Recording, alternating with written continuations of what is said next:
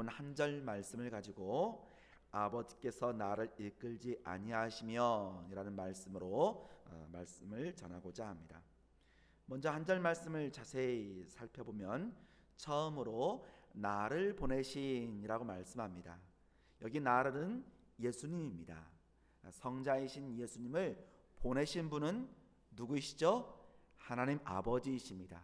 아버지께서 성자이신 예수 그리스도를 이 땅에 보내주셨는데 그냥 보내신 것이 아니라 이미 일찍부터 아브라함을 통해서 하셨던 그 언약, 또 다윗과 함께 맺었던 그 언약을 성취하시기 위하여서 신실하신 하나님께서는 약속을 그대로 지키시기 위하여서 그 믿음의 조약들을 이루신다라고 하는 내용이 나를 보내신이라고 하는 이 말씀 속에 담겨져 있는 것입니다. 또한 두 번째로 아버지께서 이끌지 아니하시며 이라고 말씀하고 있죠. 우리의 영혼을 이끄시는 주도적이신 분이 누구이냐? 우리 지난 주일에 목사님을 통해서 우리에게 말씀을 해주셨던 것처럼 천지 만물을 창조하신 하나님, 전능하신 하나님께서 우리 영혼을 이끄심에 주도적으로 그 일들을 하고 있음을 말씀해주고 있는 내용입니다. 그 모든 인류의 역사에 저 뒤쪽에 서서 그 일들을 해 나가시는 것이 아니라 맨 앞에 그 모든 것을 계획하실 뿐만 아니라 그 일을 성취하시기 위해서 열심히 잘 앞에 서서 그 일을 하시는 분이 주도적이신 우리 아버지 하나님이십니다. 또한 내게 올 수 없으니 라고 말씀하고 있습니다. 아버지께서 이끌지 아니하시면 구원을 향해서 우리가 단 한 걸음도 디딜 수가 없습니다.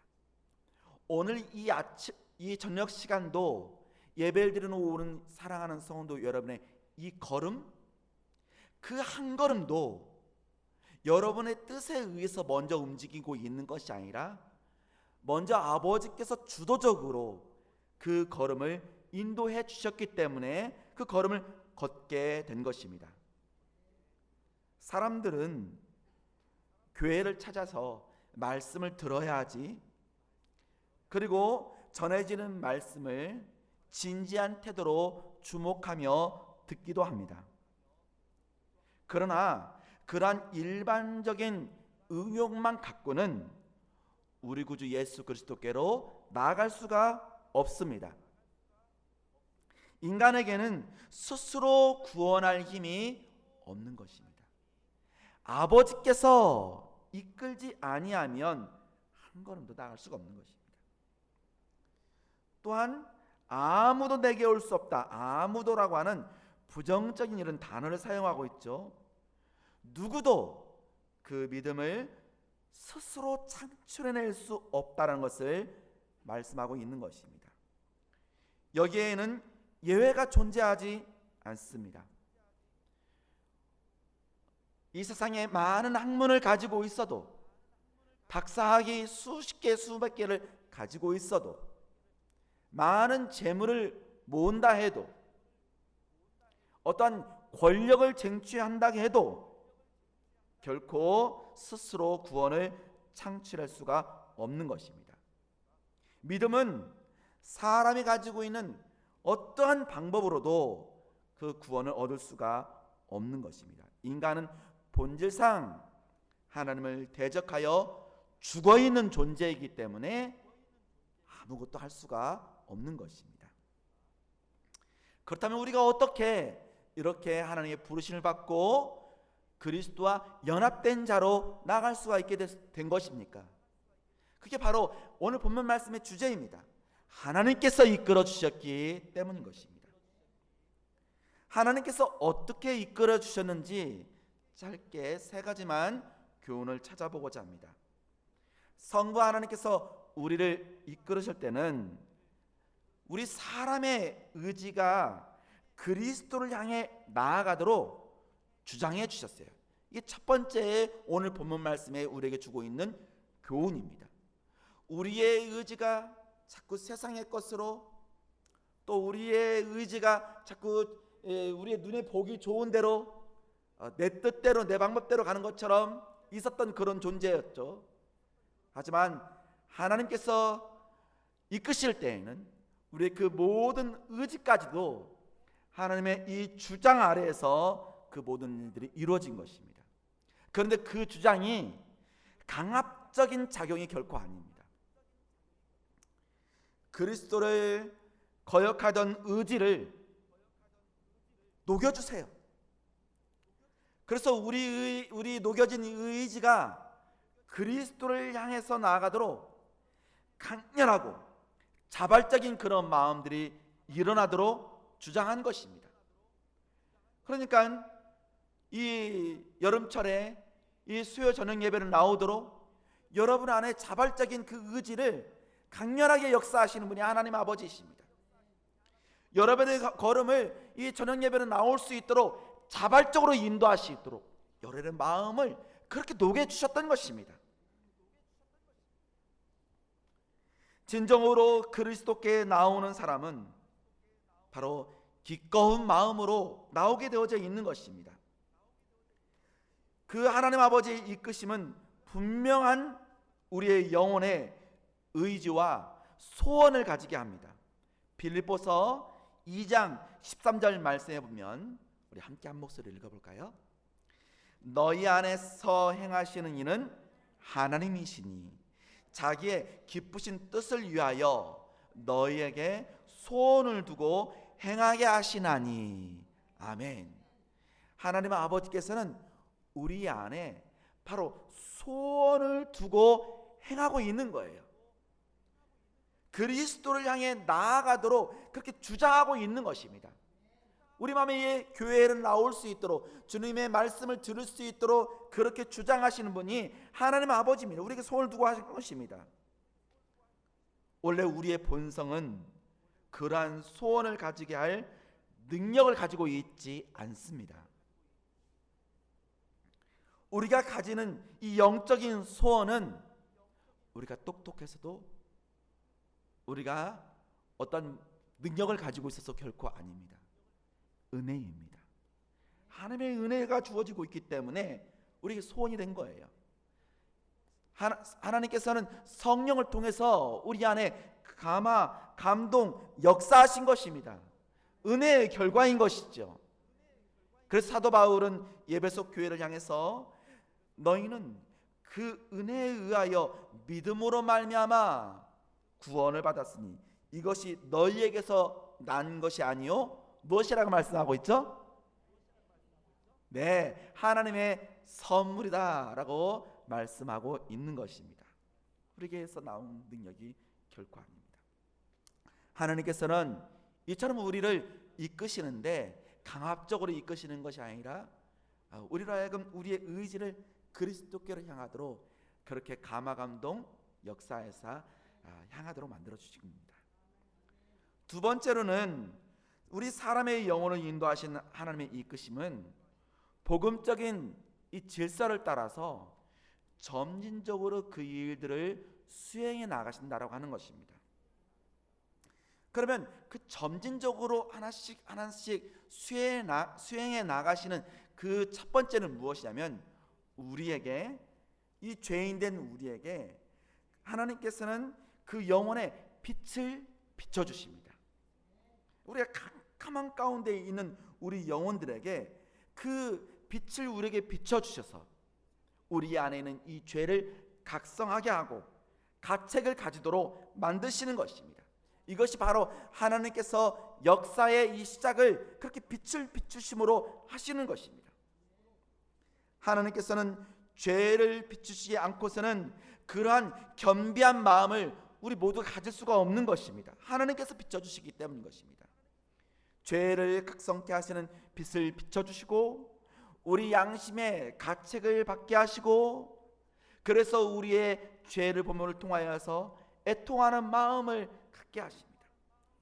그리고 이 죄를 해결하기 위하여서 그리스도께로 우리의 걸음을 인도해 주시고 있는 것이죠.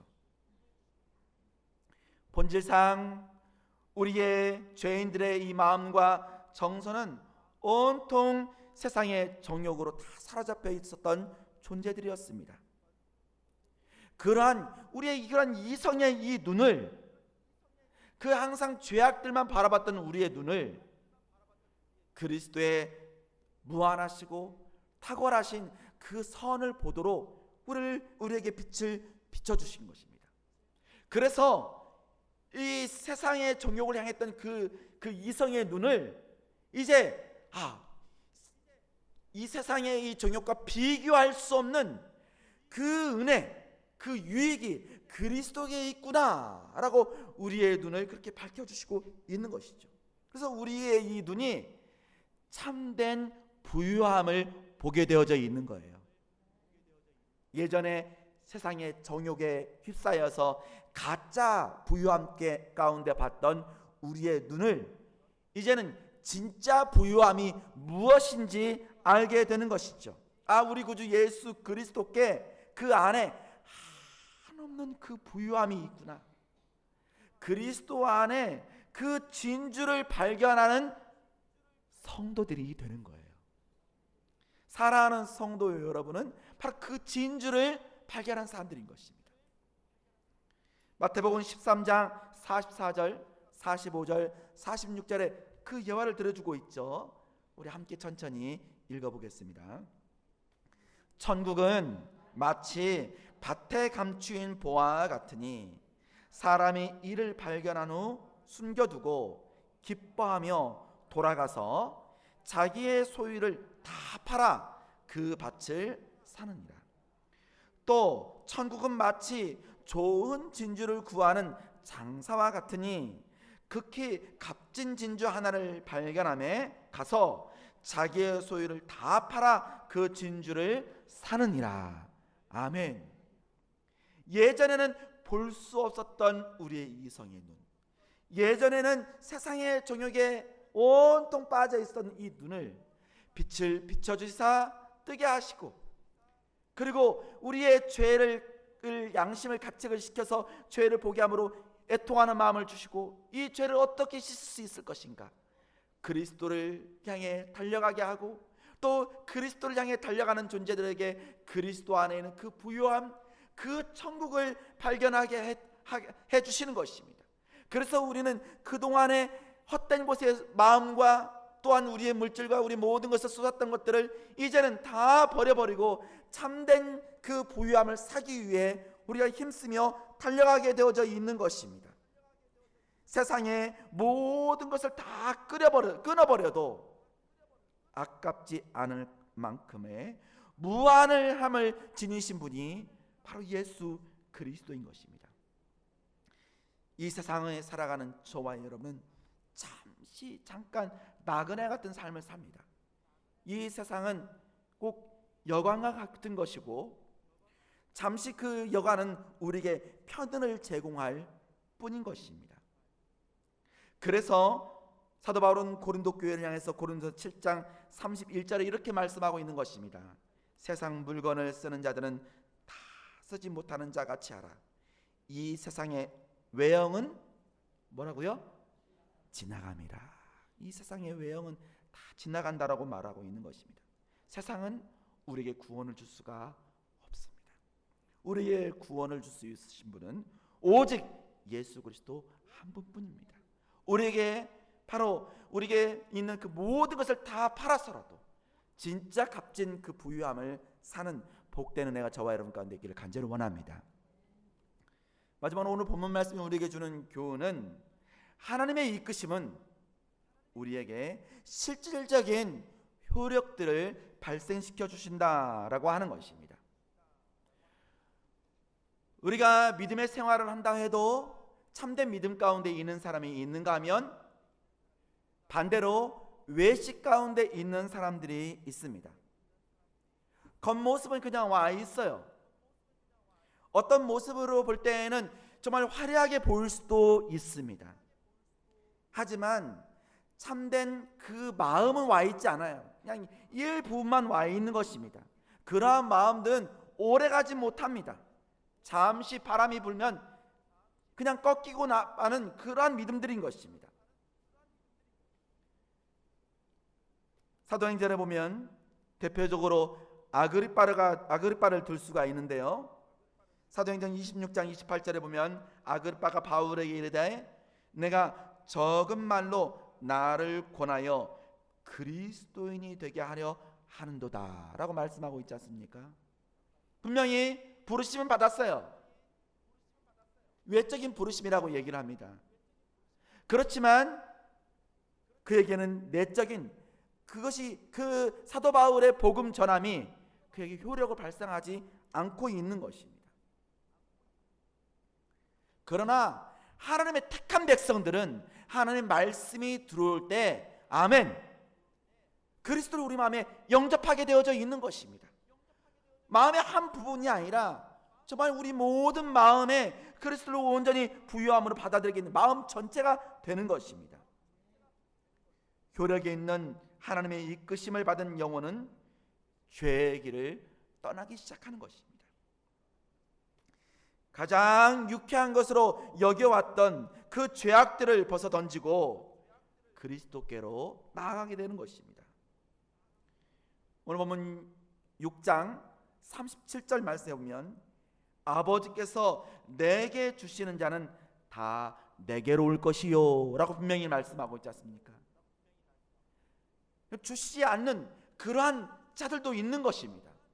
하지만 감사하게도 하나님 아버지께서는 우리를 외식한 자로 그냥 부르고 그냥 놔두고 계시는 것이 아니라 말씀을 듣고 깨닫고 우리 안에 성령의 감화감동 역사하시사 죄를 버리고 그리스도께로 나아가도록 그 말씀이 효력 있게 역사해 주신 것입니다. 그래서 우리가 바로 예수 그리스도께 나아갈 수 있게 되는 것입니다. 오늘 보면 요한복음 6장의 서두는 어떻게 시작을 하냐면요, 바로 5,000명을 먹이시는 오병이어의 역사가 있었던 장면으로 시작을 합니다. 그래서 그 당시에 배고파 굶주렸던 많은 백성들이 예수님께서 많은 사람들을 먹이고도 남기자 예수님을 따라다니려고 구름대처럼 몰려다녔습니다. 하지만 예수님께서는 분명히 그 역사의 이적에 있어서 나는 생명의 떡이다 라고 말씀하셨어요. 이 떡을 먹는 자가 영원히 산다라고 분명히 가르쳐 주셨던 것이죠. 참된 진리의 말씀을 전했던 것입니다. 근데 그 진리의 말씀이 던져졌음에도 불구하고 예수님께서 직접 그렇게 전했음에도 불구하고 그곳에 있었던 많은 사람들은 다 떠났다라고 6장에 그렇게 나와 있습니다. 다 떠나버렸습니다. 다 가버렸습니다. 그렇지만 베드로는 6장 68절의 말씀에 보면 주의 영생의 말씀이 주께 있사오니 우리가 누구에게 가오리까 그렇게 말씀하고 있는 것입니다. 그게 바로 하나님 아버지께서 성령을 통해서 베드로의 마음 가운데 효과적으로 주님의 말씀이 들어서 역사하도록 해 주었기 때문에 베드로가 그런 고백을 할 수 있게 된 것입니다. 이게 바로 말씀의 효력인 것입니다. 사랑하는 성도 여러분, 저와 여러분도 주의 영생의 말씀이 주께 있사오니 우리가 어디에 가겠습니까? 라고 그렇게 고백했지 않습니까? 다 고백하고 있지 않습니까? 그 마음을 바로 아버지께서 그렇게 실질적으로 효력 있게 역사해 주고 있기 때문에 가능한 것입니다. 뭐 여러분들은 다 그렇지 않습니까? 뭐 이렇게 생각할 수 있을지 모르지만 그렇게 하지 못하도록 그리스도께 나아가지 못하도록 방해하는 요소들이 있는 것입니다. 방해하는 것들이 있어요. 짧게 두 가지만 살펴보면 첫 번째로는 사단의 견관진입니다. 고린도후서 10장 4절에 그렇게 말씀하고 있죠. 우리의 싸우는 무기는 육신에 속한 것이 아니요 오직 어떤 견관진도 무너뜨리는 하나님의 능력이라 모든 이론을 무너뜨리며 라고 분명히 말씀합니다. 어떤 견관진이 있는데 아무리 그 진이 견고하다 해도 아무리 여리고성과 같이 웅장하고 또 그때 당시의 방법으로는 무너뜨릴 수 없는 겹겹이 된 그러한 성이라 해도 바로 하나님께서는 그 견고한 진을 무너뜨릴 수 있음을 말씀해주고 있는 것입니다. 이 세상에는 세상의 원리에 따라서 우리가 많은 이론들을 갖고 있어요. 우리 예수 그리스도를 믿지 않았을 때를 한번 생각을 해보십시오. 우리가 그리스도인이 갖지 않았던 많은 생각들, 가치관들, 세상의 것들, 그리고 고집, 교만, 원망과 불평들, 탐심, 우상숭배, 이런 죄악들이 견고하게 막고 있었던 것입니다. 하나님께 가까이 나아가지 못하도록 막고 있었지만 하나님의 이끄심은 지극히 그러한 큰 능력으로 우리를 이끌어 주신 거예요. 그 견고한 진들을 다 무너뜨리신 것입니다. 그래서 에베소서 1장 19절 말씀에 그 견고한 진을 무너뜨리는 것을 이렇게 말씀하고 있는 거예요. 함께 읽어볼까요? 그의 힘의 유력으로 역사하심을 따라 믿는 우리에게 베푸신 능력에 지극히 크심이 어떠한 것을 너희로 알게 하시기를 구하노라.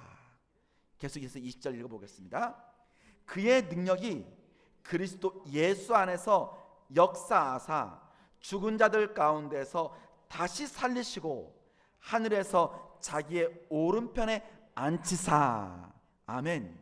사랑하는 성도 여러분, 우리에게 있는 이런 견고한 진들을 세상에 무엇으로 무너뜨릴 수 있겠습니까? 우리의 죄악된 모습들을, 죽은 영혼들을 어떻게 살릴 수 있겠습니까? 하나님의 그 능력이 아니고는 불가능합니다. 그 능력에 대해서 20절에 이렇게 되어져 있어요. 그의 능력이 그리스도 안에서 역사합니다. 예수 그리스도 안에서 역사하사 그리스도께서 죽은 자들 가운데에서 다시 살리시고 하늘에서 하나님의 우편에 앉게 하시고, 그 누구의 능력이라고요? 하나님 아버지의 능력이 그리스도 안에서 그렇게 역사했다라고 분명히 하나님의 능력을 말씀해주고 있는 것입니다. 똑같은 그러한 능력에, 그 능력이 바로 저와 여러분에게 임한 거예요. 다시 한번 말씀드리면, 지난 주일에 목사님께서 말씀했던 것처럼 태초에 하나님 말씀이 빛이 있으라 라고 하며 그 흑암 가운데에 있는 그 세계, 그 빛이 쫙 비춰주시고 있는 것처럼 우리가 흑암 가운데, 죄악 가운데 있었는데 바로 하나님께서 그리스도의 능력으로 우리에게 똑같은 능력으로, 그 창조하신 그 능력으로 우리에게 능력을 베풀어 주신 것입니다. 그래서 우리가 바로 살아나게 된 거예요. 사단의 그 모든 견고한진들을 다 무너뜨리게 된 것입니다.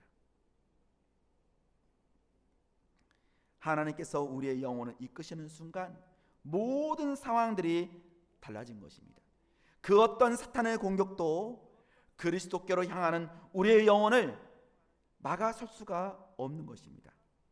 우리를 이끄시는 분은 사탄보다도 훨씬 뛰어난 강력한 바로 하나님 아버지, 전능하신 하나님 아버지이시기 때문입니다. 두 번째로 우리가 하나님께 가까이 나아가도록 못하는 그러한 방해가 무엇이냐면, 우리 인간 안에 있는 본질적인 이 부패의 본성 때문인 것입니다. 그래서 원래 가까이 나가기 어려워요. 가장 못된 원수의 한 역할이지 않을까, 그런 생각을 갖습니다. 그래서 우리의 영혼은 요한복음 5장에 보면 분명히 베데스다 연못가에 38년 된 병자를 고쳐서 그에게 새로운 그러한 삶뿐만 아니라 영생을 주신 분이라는 사실을 소개하고 있음에도 불구하고, 그것을 보았는데도 불구하고 그 자리에 있었던 사람들은 그 영생을 찾지도 않고 구하지도 않고 있습니다. 요한복음 5장, 그 5장에 보면 40절에 보면, 그러나 너희가 영생을 얻기 위하여 내게 오기를 원하지 아니하는도다. 그렇게 예수님께서 놀라운 이적을 베풀었음에도 불구하고 그것을 봤음에도 불구하고 그들의 본성 안에는 이 부패들은 영생을 찾지 않고 있는 것입니다. 사랑하는 성도 여러분, 우리의 목숨, 우리의 생명은 너무 소중합니다. 우리의 생명보다 소중한 것이 이 세상에 어디 있습니까? 누구도 부인하지 않을 것입니다. 그렇다면 이 생명을 위하여서 우리가 많은 노력들을 하지 않습니까? 그런데 많은 사람들이 우리의 영원한 생명을 위하여서 소중하게 여기지도 않고 그 영원한 생명을 위해서 무엇인가 하려고 하지도 하지 않습니다. 왜냐하면 바로 부패한 본성이 그러한 것들을 막아서고 있기 때문인 것입니다. 인간의 이 본성은 항상 자기중심적입니다. 자기밖에 몰라요. 로마서 10장 3절 말씀 한번 볼까요? 우리 함께 읽어보겠습니다. 하나님의 의를 모르고 자기 의를 세우려고 힘써 하나님의 의에 복종하지 아니하였느니라. 이게 인간의 본성의 부패의 모습인 것입니다. 원죄 가운데 있는 이 모습은 하나님의 의를 모릅니다. 항상 자기 의만 세우려고 힘쓴 존재예요. 그래서 하나님의 의에 복종하지 않고 있는 것입니다. 항상 자기 중심적인 가운데 있는 거예요. 우리 인간의 마음이 늘 계획하고 목적하는 바가 늘 악할 뿐인 것입니다. 이처럼 인간이 가지고 있는 본성은 인간 스스로 그리스도께 나아가려는 마음을 가지려 하지 않는 것입니다. 그럴 수도 없는 것이죠. 그리스도께 나아가기 위해 죄악적인 자기 자아를 포기하는 것은 전적으로 자기 자신의 의의를 부인한 일입니다. 그러나 너무 어려운 일이죠. 사랑하는 성도 여러분, 만일 자기를 부인함에 있어서 그러한 자들에게 예수님께서 포도원도 주고 또 밭도 주고 양도 주고 또 금도 은도 세상의 명예와 쾌락도 준다라고 약속한다면 아마 앞다투어서 아마 그러한 일들을 할 것입니다.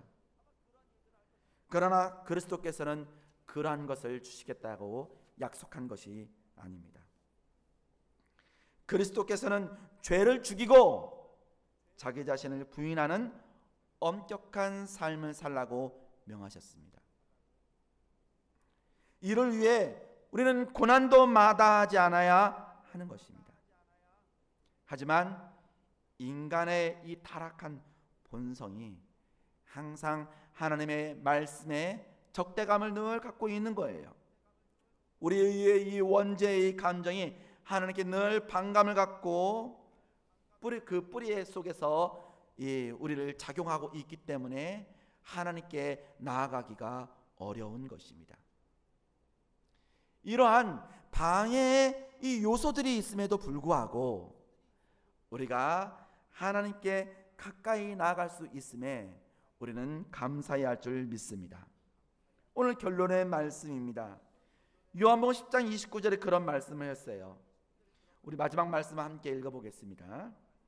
그들을 주신 내 아버지는 만물보다 크심에 아무도 아버지 손에서 빼앗을 수 없느니라. 아멘. 아멘. 사랑하는 성도 여러분, 마귀의 견고한 진이 있고 우리 인간 안에 그 본성에 이 죄악의 이 뿌리가 깊게 박혀 있어도 염려하지 마십시오. 아무도 아버지 손에서 빼앗을 자가 없습니다. 우리 영혼이 회심하는 일은 전적으로 아버지 손에 달려 있는 것입니다.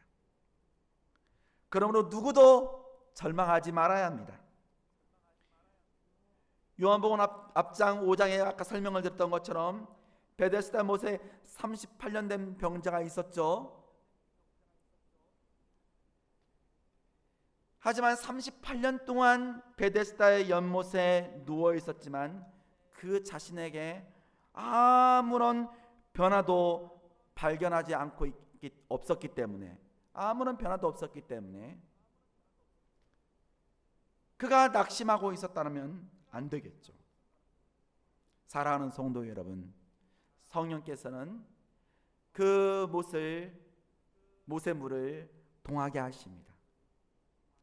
하나님 아버지께서는 그리스도를 이끌어서 바로 그 38년 된 그 병자에게 찾아가게 해주셨어요. 베데스다의 연못가에 있는 그 병자가 주님을 찾아간 것이 아니라 주님이 찾아간 것입니다. 성령께서 물을 그렇게 동할 때가 있는 것입니다. 여러분 중에 지금 가족과 친척들 또는 자녀들을 위해서 눈물로 기도하시는 분들이 계실 것입니다. 언제 나의 친척이, 내 가족이, 내 자녀들이 주님 품에 돌아올 수 있습니까? 오랜 시간 혹시 보내고 있지는 않습니까? 혹시 기도하시다가 낙심 가운데 있지는 않습니까? 사랑하는 성도 여러분, 여러분에게 주어지고 있는 선한 소망을 놓치지 마십시오. 여러분이 기도하고 있는 경건의 수고를 그치지 마십시오. 아버지께서 여러분을 이끄신 것처럼 그들을 이끄실 때가 올 것입니다. 그들을 위해서 계속해서 기도하십시오.